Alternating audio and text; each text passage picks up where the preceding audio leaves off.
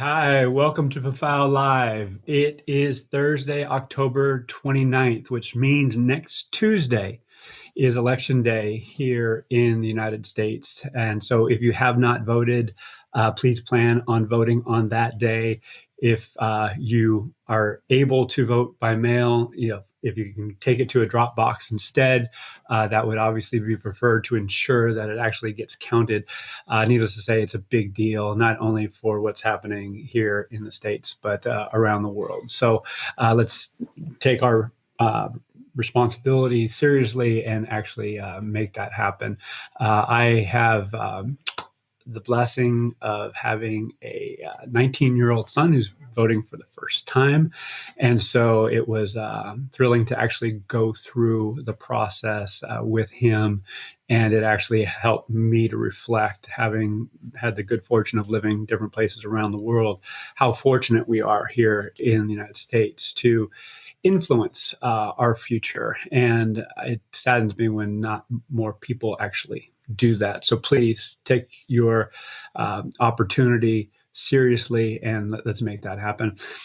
Today, we're going to go through three themes, and one is stakeholder relationship management, conscious capitalism, if you will. It's been around for quite a while, but given the wake of COVID, it's coming to more prominence.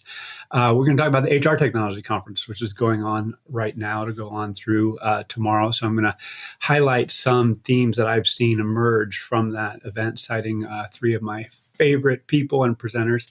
And then finally, we're going to talk about convergent validity and purpose. And that's going to lead into our discussion with Elizabeth Jones, who is SVP of People and Culture at Microbac. So that's what we're going to do over the next half hour. And then we'll talk to Elizabeth. So let's get right into it. The realities of today dictate that we have to make decisions. We make decisions on how we spend our time. We make decisions in organizations on how we allocate our budgets. And we also make decisions on who our focus areas are. I didn't say that right.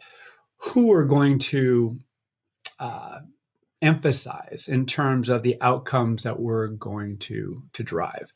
And oftentimes that means we have to have trade-offs.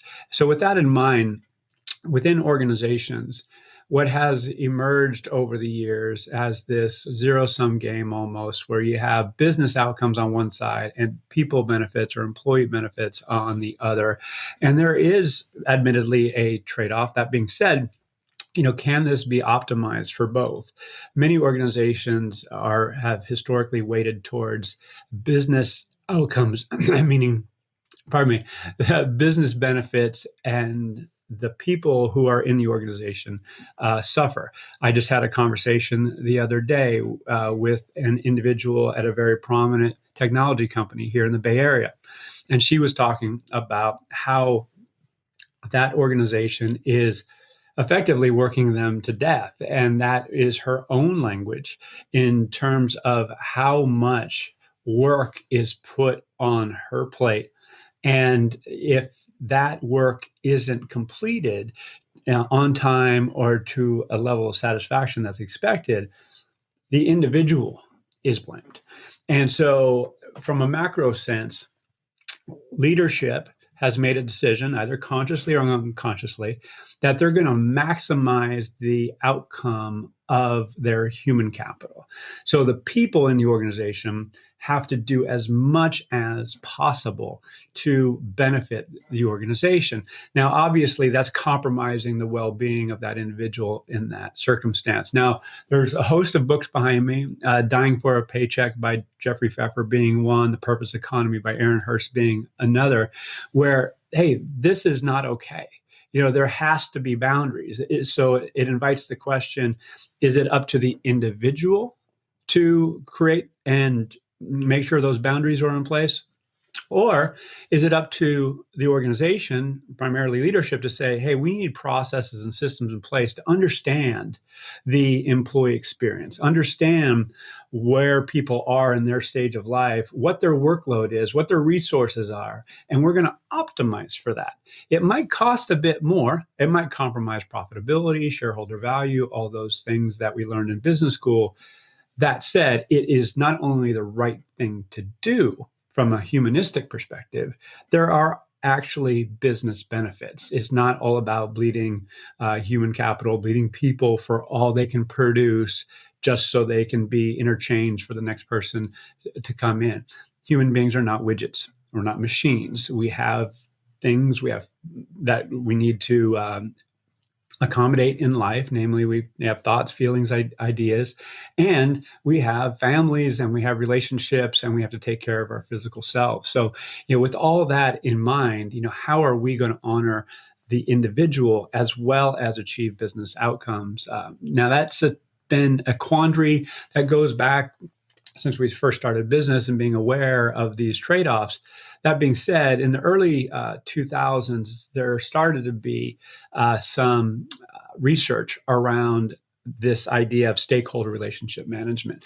And so what emerged here is we had this very visible reality that shareholders were the primary beneficiary of organizational performance or organizational dynamics. It's like maximize shareholder return over time, maximize profitability.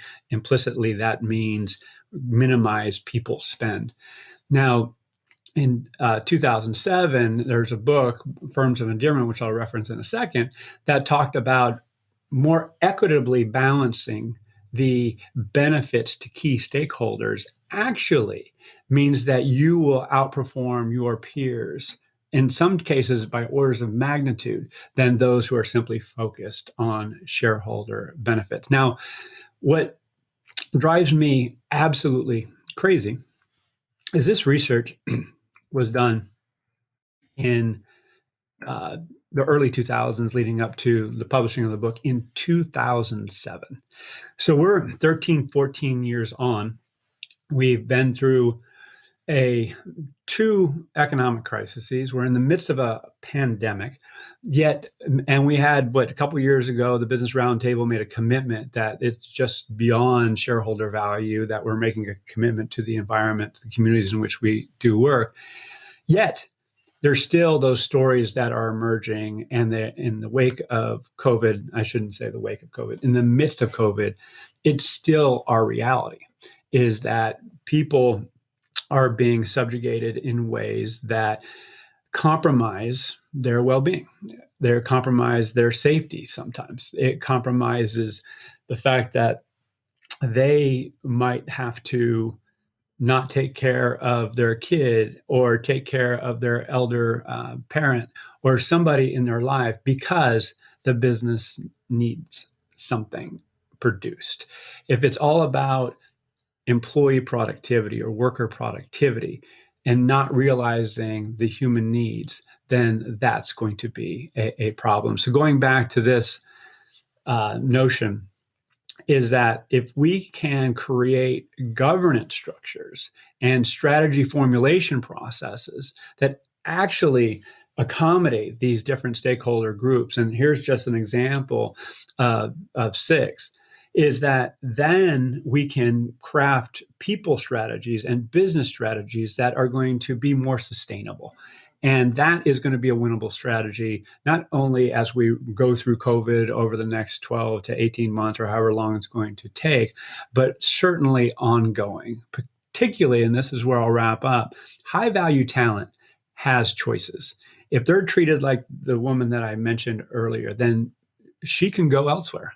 They're not going to put up with it very long because they know that from me and others who grew up in what I call the suck it up generation, you're lucky to have a job, just deal with it. They're not going to play that game. They have choices, and good on them. They're dealing with the reality that's before them today. And so they're going to make a conscious choice that's going to benefit them while also accepting the reality that they're going to have to do stuff for a paycheck, at least here in the United States where I live. So thank you for listening. Hope you found this helpful. I'm going to come back. We're going to talk about some of these themes that were highlighted at the HR Technology Conference. So be right back.